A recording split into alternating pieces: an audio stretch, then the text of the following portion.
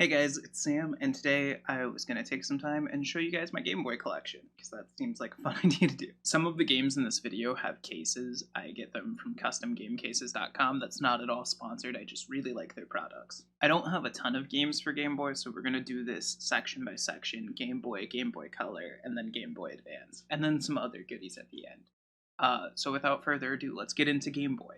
The first thing on the list is actually like the rarest thing in my collection. It's this game, Dragonborn. I believe this came out in 2020 or 2021 for the original Game Boy. And the specific print that my roommate won for me is a special promotional one that was printed on these blue cartridges, and I believe there's only like 15 of these that were made. So that's really exciting. It was really cool. It came with a manual and everything, and it also came with like a little protective case in case you didn't want to keep pulling it in and out of the box. It's really cool. It's just a fun little RPG that was built off of the Pokemon engine. Like, I'm sure there's some footage of a battle going on, and that looks like a Pokemon fight, essentially. Next on the list, we have Jeopardy! This game has a soundtrack to it. It's interesting. It's really stressful how quickly they expect you to type out an answer and stuff. But that one's an interesting game, and that's all I can really say about it. Next on the list, we have The Legend of Zelda: Link's Awakening. This is the original one for the original Game Boy. It's a really fun game. This is one of my favorite Zelda games. Like, I've beaten every version of this game multiple times. It's really fun. Link gets washed up on an island, and he has to figure his way off of it. There's tons of cute characters. They recently made a remake on the Switch. If you haven't tried it, that's a really good way to get into this game. All of the Game Boy Zelda games were really well done, in my opinion, and they all deserve a playthrough.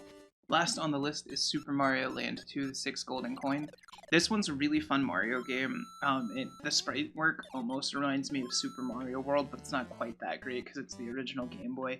But it's super fun. All of the worlds have a really unique theme to them. Like, one's in a tree, one's in a haunted forest, one you're like shrunk down and going into a house and like fighting ants and stuff. Another one you're in space. It's just really fun, and it's a short game. You can beat it in like an hour or two probably. If you haven't, you should check it out. Next on the list is Barbie Ocean Discovery. This game is just a bunch of little puzzle games. I've never done a playthrough of it yet. My roommate got it for me kind of as a joke. I'm sure one day we'll be streaming through it. But from what I played of it while I was recording footage, it's a chill, relaxing game. It's just a bunch of different mini-games, which seems to be a recurring theme for some of this. Up next, we have Godzilla the series, and this game has the most obnoxious soundtrack out of the whole thing. This is probably hands down the worst game in this collection. I tried to record some footage, and it's all like really slow shooter, and you just hear the sounds of Godzilla stomping through the whole thing. And then I got to a boss fight, and I was like, cool, let's have some action. And it's the slowest boss fight I have ever seen. Next, we have my favorite Zelda game of all time. This is The Legend of Zelda: Oracle of Ages. This game is so underrated. Everybody talks about Ocarina of Time, and I love time travel stories. This game handles time travel mechanics so much better than Ocarina of Time. I feel like it didn't get a lot of love because it's on Game Boy, and that's unfortunate, because it's really good, and I hope one day they make a remake of it. This game sees Link travel to Labrina, where he gets the ability to travel back and forth in time to try to save Nehru, the Oracle of Ages. And he gets to team up with animal buddies in this. There's Moosh, Ricky, and Dimitri, and Moosh is the best thing ever. He's a big blue flying bear, and it's sad that he's never made it into another Zelda game outside of this and the next one. I've spent so many hours playing this game and doing randomizers of it. It's super fun. It's not terribly long of an adventure. There's 8 dungeons. This one's really focused on puzzles, so it makes you think a lot. It's overall just really fun. Alongside Oracle of Ages, we have Oracle of Seasons. This game sees Link travel to Holodrum, where he is saving Din, the Oracle of Seasons. This one plays similarly to the other one. Instead of traveling back and forth in time to get around the world, you're changing the seasons from spring, summer, fall, and winter. Again, your animal buddies are available in this. It's a really cute world. There's a whole secondary underworld in this called Symbrosia. And what's really, really cool about these games is they link together. If you play this one first and come over here, the people know you saved the land in this game. They know you're a hero already. I haven't played it the other way around yet, but I'm meaning to. There are codes to keep going back and forth. Like, long after I had beat Ages and was in Seasons, people kept giving me codes to go back into Ages to get secret stuff. and it's just a lot of fun. There's a combined bonus ending where you fight Ganon if you link your games together. So if you have both of them, play them together, it changes everything. It's some of the most amazing Game Boy programming I've ever seen. It's super fun, and I really hope they get some kind of remake going forward into the Switch, but I don't really know how they do it because the way these are programmed is so heavily Game Boy. Like, it was just a thing of the time to use passwords and link cables and stuff, and that doesn't really exist anymore. Next on the list we have The Lion King, Simba's Mighty Adventure. This is almost exactly like the Super Nintendo version. Like, a lot of the levels seem the same, and a lot of the enemies seem the same. But then out of nowhere, this becomes Lion King 2, and you get a bit of an extra adventure. It's a short game. I think it only took me like an hour to beat the first time. It's a cute little platformer. It's kind of difficult. There are some mini games in between levels, which I don't think the Super Nintendo version had at all. It's fun. The soundtrack's kind of meh, but if you enjoy old Game Boy Color games, check it out, because Disney games are normally pretty solid. Next up, we have The Wild Thornberrys Rambler. This one's actually kind of new to my collection. It was a gift. It's a collection of minigames that are all pretty straightforward. I think within like 40 minutes, I had nearly beat the game the first time through. Each playable character has kind of a different style minigame, which I thought was cool. It's just a fun, chill, kill some time kind of game. Next on the list is Winnie the Pooh, Adventures in the 100-Acre Wood. If you guys didn't know this, Winnie the Pooh was my shit when I was a child. I had toys, I liked reading the books, I had coloring books. I had a Winnie the Pooh pillowcase we found when we just remodeled my mom's house. It was kind of funny. It's also, again, like I said, it's a collection of mini games, which seems to be a really reoccurring theme for that generation of games. I have not played through this all, but the bits that I have looked at seem to be almost like a Mario Party kind of board game style. Not quite the same, but like you'll go to a point in the 100-Acre Wood, and the minigame will involve you rolling dice and trying to beat like essentially a board game.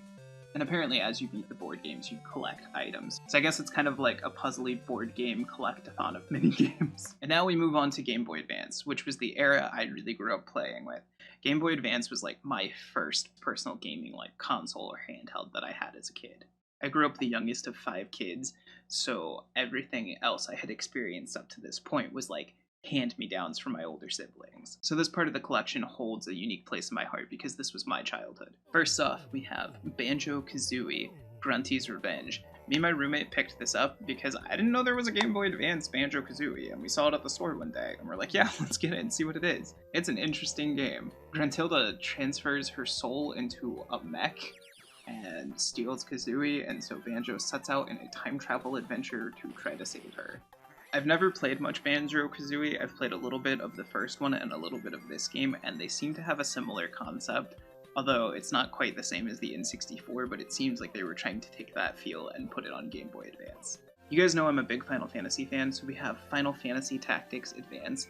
This is a tactical RPG much like Fire Emblem and the first Final Fantasy Tactics. This one's a little weird. It takes place in like almost modern day, like there's cars and stuff going around, and then these kids read a magic book and they get transported to Yblis, which is the land of Final Fantasy XII, which if you watched the last collection video, you know that's my favorite game of the entire series. So it's kind of cool that this one seems to somewhat be tied to that. I have not done a playthrough of this game yet, but this is coming up later on this year on Twitch. We're streaming Final Fantasy game, where I'm streaming through every game that I own. At the time of recording this video, I'm just at the end of Final Fantasy IV The After Years, so here's a quick list of everything we're planning on streaming for the rest of the year. Next up, we have Golden Sun The Lost Age. Someone said I should play Golden Sun, so my roommate was trying to be nice and picked it up and didn't realize this was the sequel. Apparently, Golden Sun seems like it was supposed to be developed as one long game, but I'm assuming there was some kind of like hardware limitation with like the actual size that the cartridges could hold. So this game takes place pretty much at the end of the first Golden Sun. Like, you just kick in not knowing who the characters are. There's not really an introduction, so I really think this was supposed to originally be part of the first Golden Sun. I've only ever played a bit of the first Golden Sun. I didn't want to jump into the intro of this without knowing it. I don't actually own Golden Sun 1 though, so this is sitting on the backlog for quite a bit. Next, we have Kingdom Hearts Chain of Memories. This is one of the first Game Boy games I ever got, and this is my original copy of the game. This was also my first Kingdom Hearts game. I had a friend growing up who had this game, and I played it, and I ended up beating it before they did, and I really liked it, so I got my own copy of it for my Game Boy. Everybody hates the card mechanic in this game, but I like it because this was the first Kingdom Hearts game I ever had, So I never knew anything besides this for the longest time, and it wasn't until later that I got into like the action combat of the main series that I was like, oh, that makes sense. But I always enjoy these.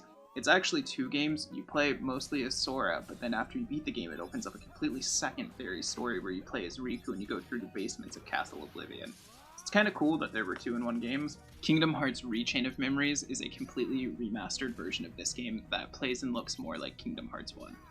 Next up, we have The Legend of Zelda: A Link to the Past and 4 Swords. This one's kind of cool because it's a 2-in-1 pack. You get your classic Super Nintendo Link to the Past, although it's a little bit different. They added Link yelling like an Ocarina of Time, and then you get a cool 4 Swords game. I played this game once when I was younger with a friend. We both had this, so we linked up and played it. My only regret is that there's not really ways to do that very well anymore, and I can't capture it on stream. So 4 Swords is just gonna remain a mystery in my memory. I don't super remember it. I try to stay away from emulators. Next on the list is another one of my favorite Zelda games. This was my first Game Boy Zelda game. Not this copy. I lost my copy, unfortunately, but a friend of mine sent me a reproduction cartridge of it, which I'm very thankful for. This game sees Link going on an adventure where he meets a talking hat, and it opens up a world where they can shrink down and go talk to these little people called the Picori. And it just has a very, really wholesome, cute feel to it. Like, Link and Zelda are childhood friends in this version, and the idea of seeing, like, these little invisible magical creatures that only children can see because adults grew up and, like, I guess they don't have faith in them anymore, I don't know. It's all just a cute feel, and if you need a first Zelda game to go to, I very often suggest this one because it's short. It's only 5 dungeons, 6 if you're counting the end, but it's super cute, super fun, lots of little side quests to do, but that familiar Zelda feel. Next on the list, we actually have my newest addition to the collection, Lord of the Rings: Return of the King. If you guys know me at all, I'm a big Lord of the Rings nerd. It's my favorite book series, and I enjoy the games a lot. And Return of the King on PS2 is like one of my favorite PS2 games. So I was like, I wonder how the Game Boy edition is. This is very different, but this is like a full-blown RPG. And I didn't realize till I was recording the footage for this video that there's like stats where you get stat points so you can increase like your strength and stuff. And then there's a skill tree where you can unlock abilities as you're going in. And then when I was looking at the equipment that was dropping, it's almost like a full RPG where you have minimum levels that you can acquire. Stuff has different stats. I was very blown away that all of this is tucked into this game. And also, there were like 5 or 6 different characters you could pick through and level up their abilities and stuff all the way through. And so I was mind blown that that was in a game that's based off of a movie. Because movie games don't tend to be the best. So I'm very excited to do a full playthrough of this. Next up, we have Metroid Fusion. I want to get a case for this one soon, because I love this game and I want to keep it protected. Metroid is always a fun platformer to go to. Super Metroid is one of the earliest games I ever played, and Metroid Fusion is really fun. It has this whole spooky atmosphere to it, where you have this clone of Samus walking around hunting you down the whole time while you're trying to clear out these parasites. It's a really fun adventure. It didn't take me too long. I think the first time I beat it, it was a couple days of playing. It does a really good job of capturing that classic Metroid feel, but also adding some quality of life changes, like ledge grabbing, I believe, was introduced in this one, and that makes platforming and climbing way easier.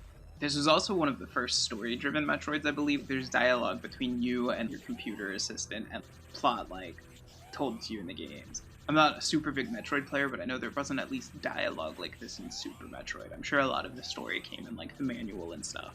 But this game, there's like straight up plot and dialogue happening as you play through it.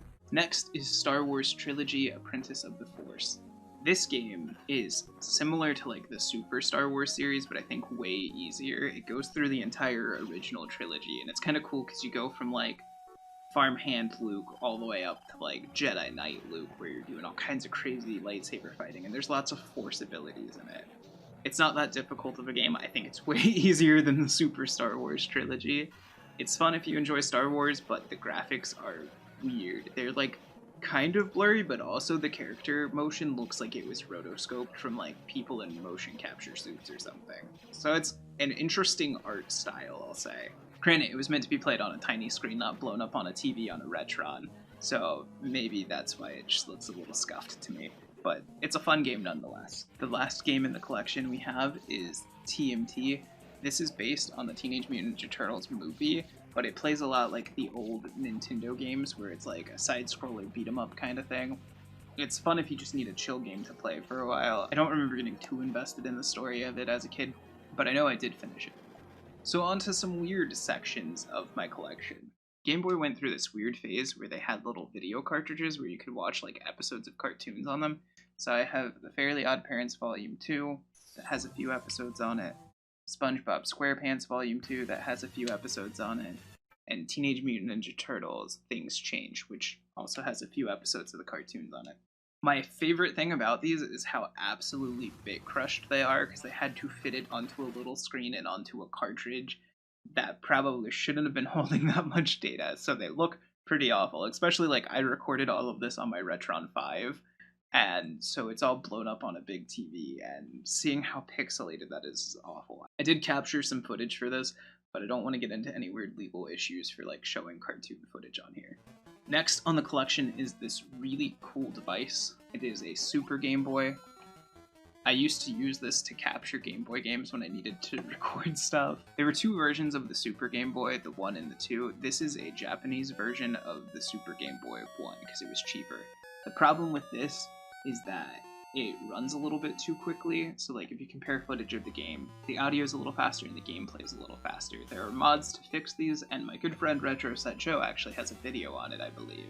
If I'm not making that up, there will be a link to it in the description, and you can just click the little thing up in the corner. Anyway, these devices let you play the original Game Boy games on your Super Nintendo, which I thought was really cool, because like, especially at the time that this was made, you were stuck to playing your games on that faded out little dim screen, and you could put it on here and play it on a big screen for the first time ever. That had to be a really cool experience. There's lots of little things you can do, like have different frames around the border of your game, or have different color palettes on, which had to be a big thing after looking at different shades of gray for so long. So overall, this is a really cool device, and I enjoy it a lot. Eventually they did make a Super Game Boy 2, but that was only released in Japan, and that had the corrected clock inside of it, so your games ran correctly. Finally, the last thing we're going to talk about is my Game Boys. I have a purple Game Boy Color. I love that sound. That is still fun to play. I want to get this modded at some point and put a backlight on it, because you can see that is very dimly lit right there. And then I have a Game Boy Advance SP. This was my Game Boy that I got as a kid, and I just happened to get one of those good ones that gets like really bright if you want it to be. That's too bright for the camera now. This took up a lot of my childhood free time. I have a link cable floating around somewhere. I don't know where it's at, but a lot of Game Boy games allow you to link them together so you could play games with a friend. Lots of these games had that capability. Like in the Kingdom Hearts one, you could try your deck versus one of your friends and do like a versus mode. Thank you very much for watching. I hope you enjoyed seeing my collection. What was your favorite part? Is there a game you think I really need to have in my collection? Why or why not? Let me know in the comments, and yeah. Thank you guys for watching. I'll see you guys later. Bye.